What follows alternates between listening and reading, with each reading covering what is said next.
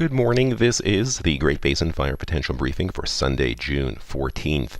Impact map for today. Main impacts will be some winds in southeastern Utah today, but really expanding both in aerial coverage Monday and Tuesday across central and southern areas, along with wind speeds which could gust to over 45 miles per hour with lower humidity in those areas.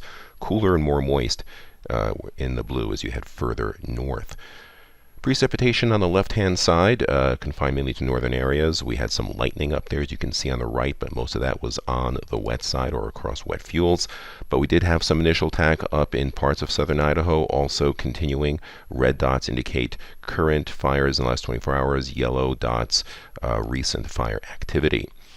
Past 14 days, we did have that significant rain event about 7 to 10 days ago. You can see in these dark blue and green areas, ½ inch to 1.5 inches. So a lot of that's still lingering, but you can see in southern areas where most of the precipitation was missed. And in those areas, you can see ERCs climbing down to the 80th, even 90th percentiles in southern areas. Starting to dry out even in southern Idaho a little bit. They'll have to watch that as well, but still hanging moist across the higher terrain of Utah.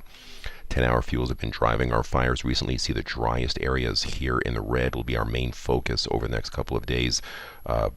Light fuels have really moistened a lot with the higher humidity and scattered precipitation up north.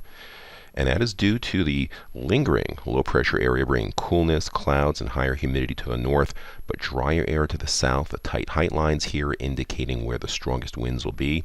Another reinforcing disturbance through here with the enhanced clouds, and another low up here will keep it cool and moist in the north, breezy, dry in the south, and actually locally strong winds at times. So for today, only high risk right in southeast Utah. Fuels are drying out, still marginally dry. Winds will be marginal, not the strongest wind event, but still some drier air coming in. Much cooler, more moist towards the upper low to the north.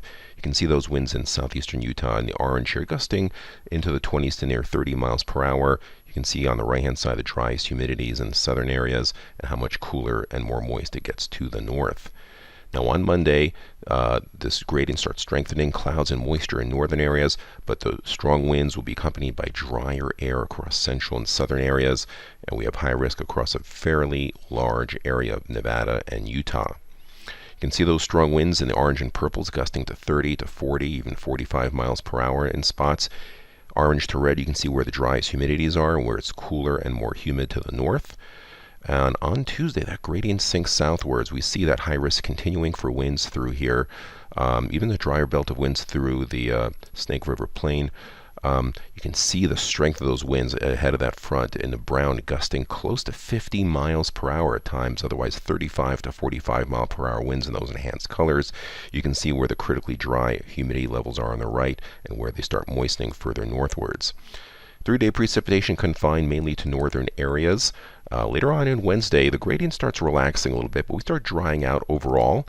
That trend continues Thursday, but another low drops down, maybe some cooler showers to the north. Then drier air starts poking back in. We even see parts of Idaho starting to dry out a little bit, and dryness continues across most of central and southern areas. 7-day precipitation.